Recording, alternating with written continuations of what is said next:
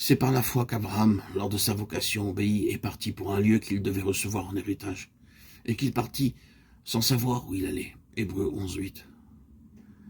Dieu a conservé dans la Bible l'histoire de David pour nous montrer à la fois le conflit et les armes. David subit deux sortes de pertes, une perte personnelle et une perte nationale. Tout ce que nous avons vu de la perte personnelle de David était à cause de sa propre faillite, de son inattention et de sa négligence. Cependant, Dieu voulait qu'il recouvrât tout. Dieu désire aussi que toute perte nationale causée par sa faillite et sa folie fût recouvrée.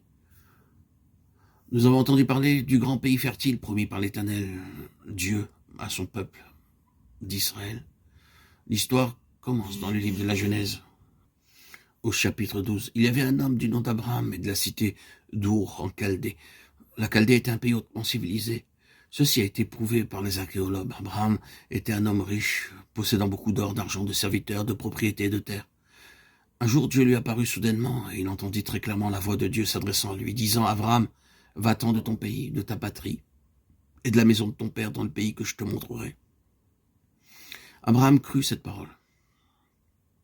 Il savait qu'il avait entendu la voix de Dieu. C'est pourquoi il obéit. Dieu avait donné à Abraham une grande promesse dans Genèse 12, 2 et 3. « Je ferai de toi une grande nation et je te bénirai. Je rendrai ton nom grand et tu seras une source de bénédiction. Je bénirai ceux qui te béniront et je maudirai ceux qui te maudiront. À toutes les familles de la terre seront bénies en toi. » Lorsqu'un homme obéit à Dieu, il le bénit. Voici toutes les bénédictions qui se répandront sur toi et qui seront ton partage lorsque tu obéiras à la voix de l'Éternel ton Dieu. Deutéronome 28, 2. Lorsque les enfants d'Abraham quittèrent l'Égypte pour aller en Canaan, Dieu leur dit par Moïse en Deutéronome 7, 1 que cette nation vivait dans le pays. Plus de 450 ans avant, Dieu avait promis ce pays à Abraham et à sa postérité. Dieu n'avait pas oublié. Dieu n'oublie jamais. Ce qu'il a dit, il s'en souvient et l'accomplira. Il tient toutes ses promesses. Mais il dut s'écouler beaucoup de siècles pour que son peuple soit préparé pour cet héritage.